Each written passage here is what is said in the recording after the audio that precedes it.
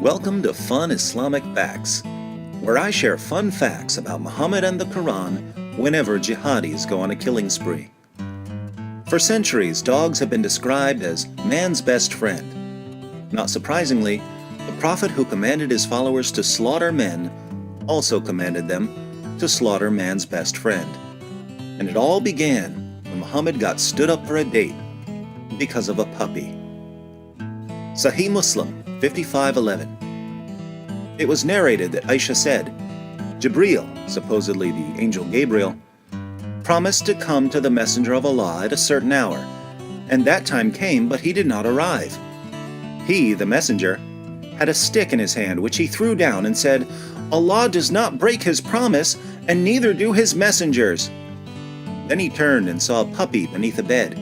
He said, "Oh Aisha, when did this dog get in here?"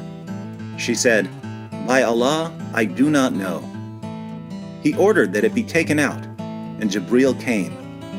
The messenger of Allah said, "You made an appointment with me, and I waited for you, but you did not come." He said, "I was prevented by the dog that was in your house. We do not enter a house in which there is a dog or an image." So the Archangel Gabriel is petrified of puppies and pictures.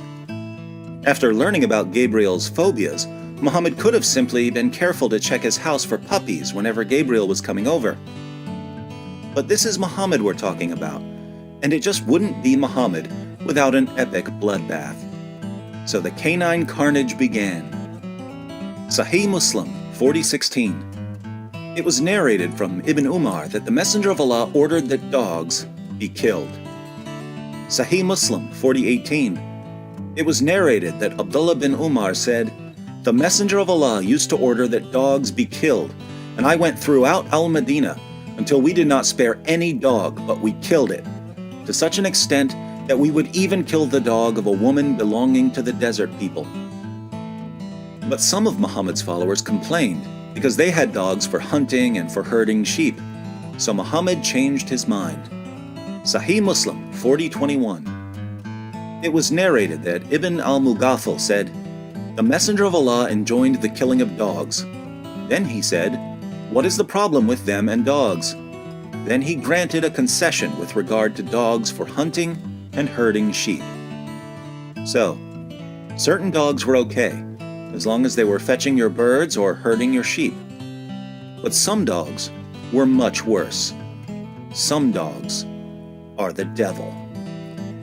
Sahih Muslim 1137.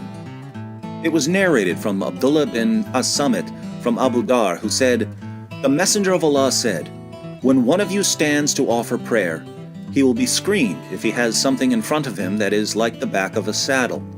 If he does not have something in front of him that is like the back of a saddle, then his prayer will be interrupted if a donkey, a woman, or a black dog passes in front of him.'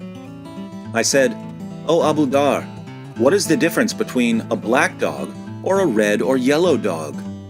He said, 'O son of my brother, I asked the Messenger of Allah the same question, and he said, the black dog is a devil.'"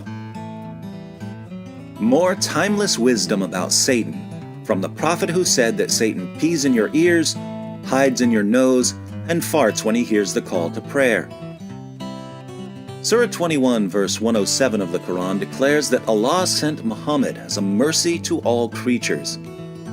But apparently, this doesn't include dogs, and it certainly doesn't include black dogs, because the color of a dog's fur determines whether it's the devil.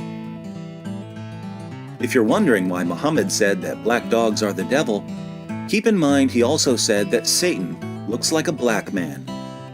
For more on Muhammad's view of blackness, be sure to watch Muhammad, the White Prophet with Black Slaves.